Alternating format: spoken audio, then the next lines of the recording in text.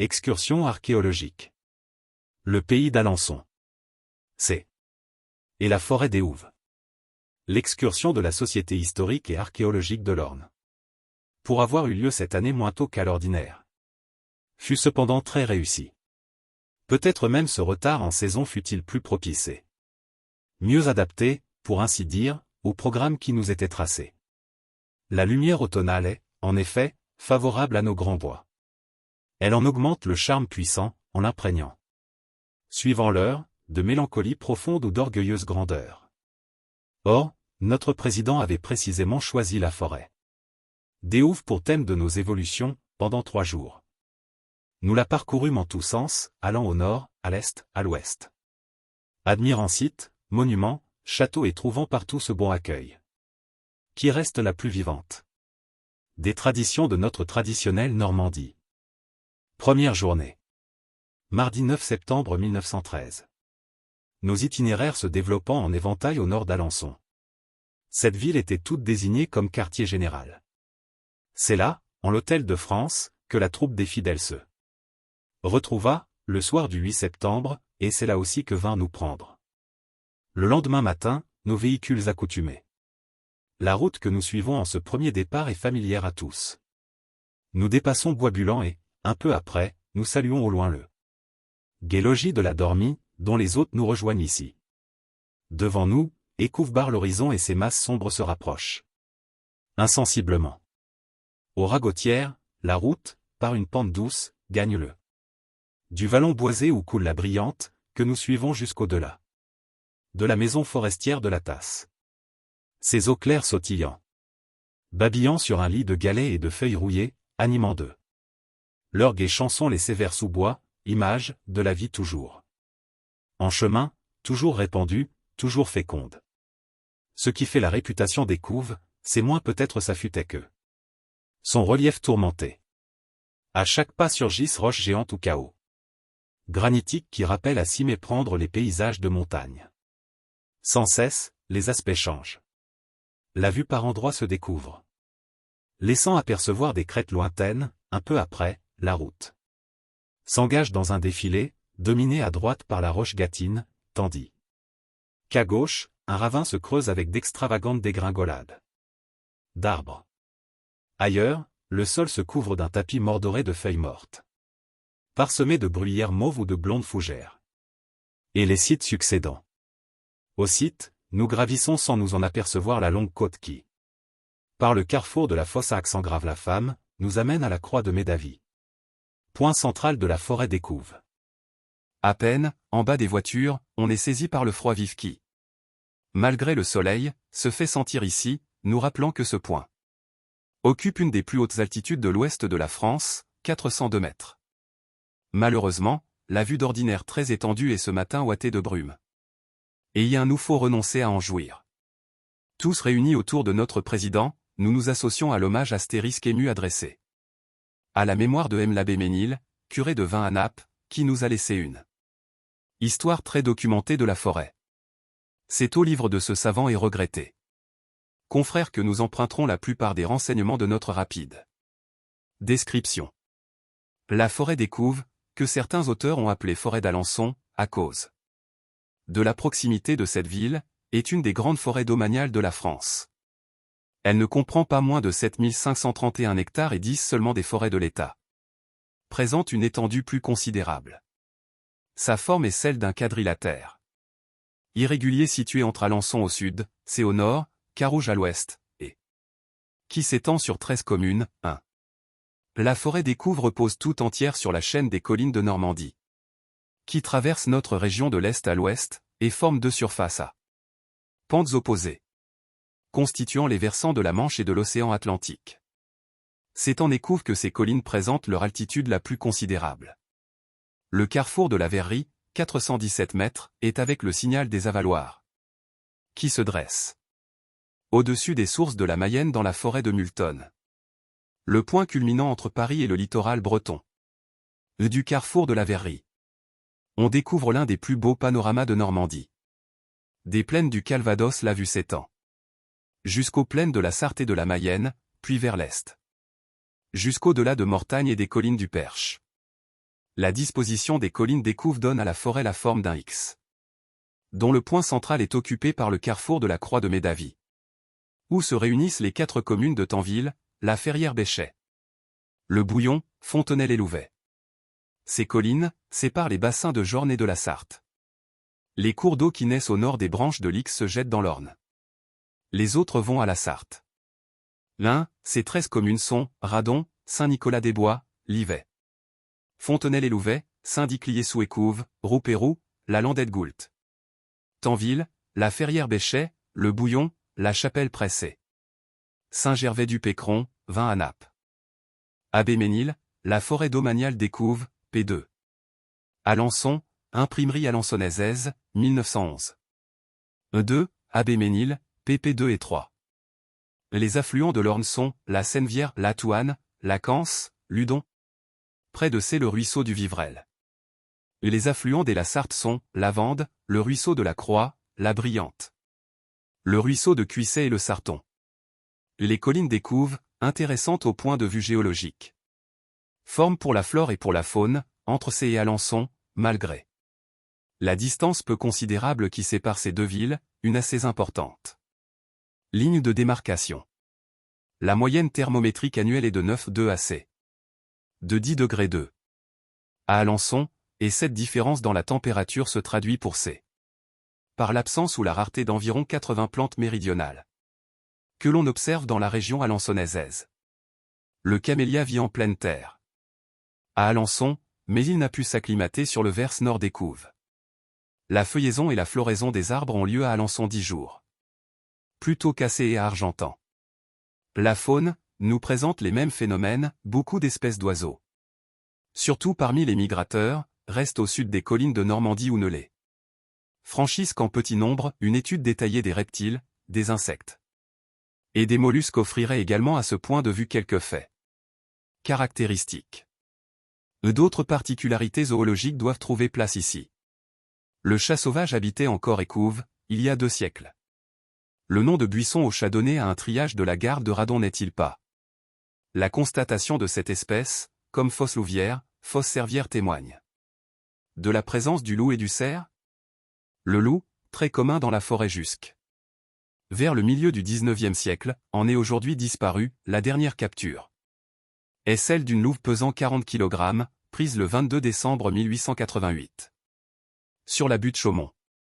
Quelques grandes espèces d'oiseaux, l'aigle Jean Leblanc, le milan royal, le grand corbeau qui s'y voyait, il y a moins de 100 ans, en sont également disparus.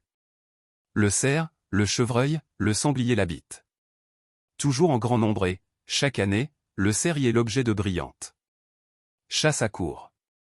Cet animal, très rare pendant que les loups, ses ennemis jurés, fourmillaient dans la forêt, y fut importé en 1857 par Monsieur Ratier, de Verveine. C'étaient des cerfs provenant de la forêt de Marly où les princes d'Orléans avaient introduit des cerfs allemands pour les croiser avec ceux du pays. Chaque année, l'équipage du marquis de Chambray vient courir le cerf en Écouves.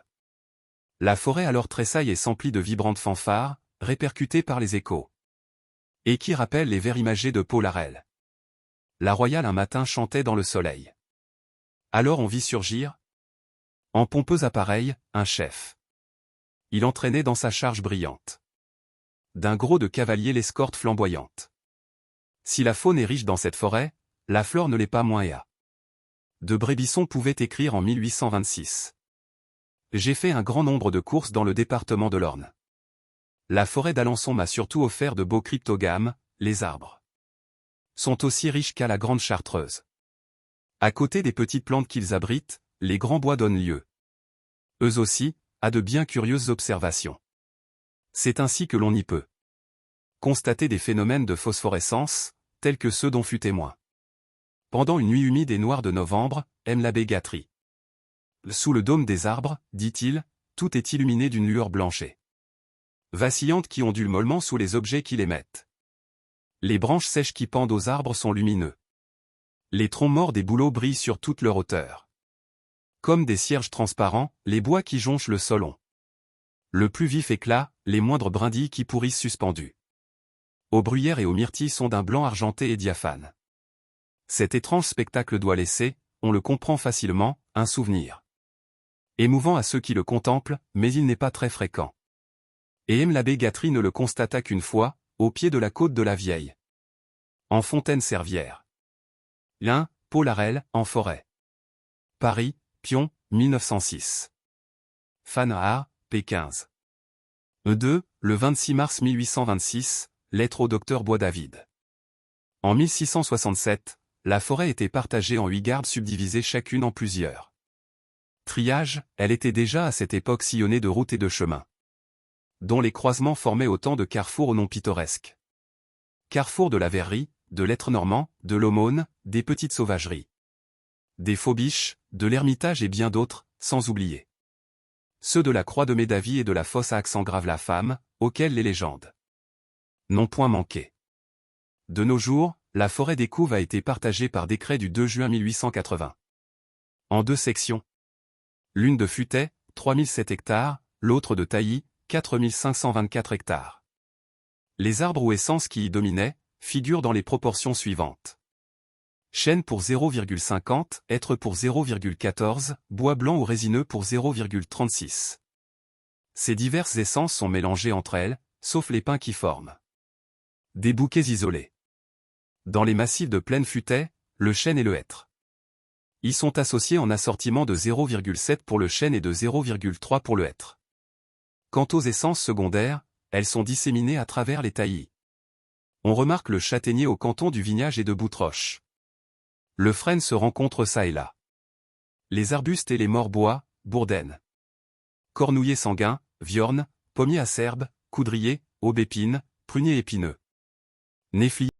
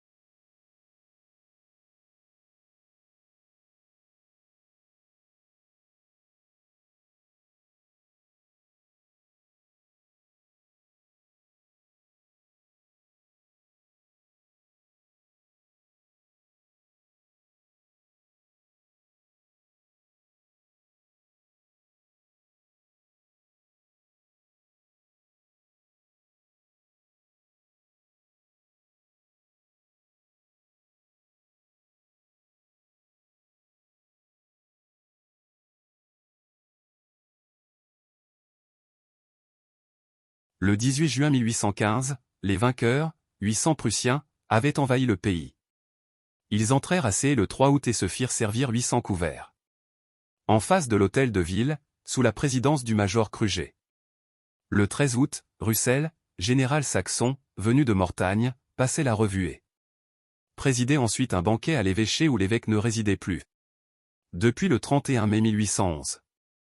Le feld-maréchal Blücher, vainqueur de Waterloo, arrive décoré de ses 17 ordres de chevalerie, ses envahisseurs. Sans aller camper à la ferme des Hauts-Champs, 6 ans la ferrière Béchet. Aux limites de la forêt. En quittant le carrefour de la Croix de Médavy, nous prenons la route qui passe à la Tuilerie, et suivant la vallée de la Seine-Vière. Nous traversons des coins sauvages. À l'orée du bois, nous atteignons la Touanne, dont nous suivons le cours, à travers de jolis paysages. Sur notre gauche, pointe dans la verdure un clocher blanc, c'est le cercueil. Plus loin, on traverse le gai hameau de la Fournière avec ses étouffus et ses maisons proprettes, puis peu après, on côtoie le premier des étangs de Blancheland tout fleuri de larges îles de nénuphars. Ici a lieu notre second arrêt. Le château de Blancheland.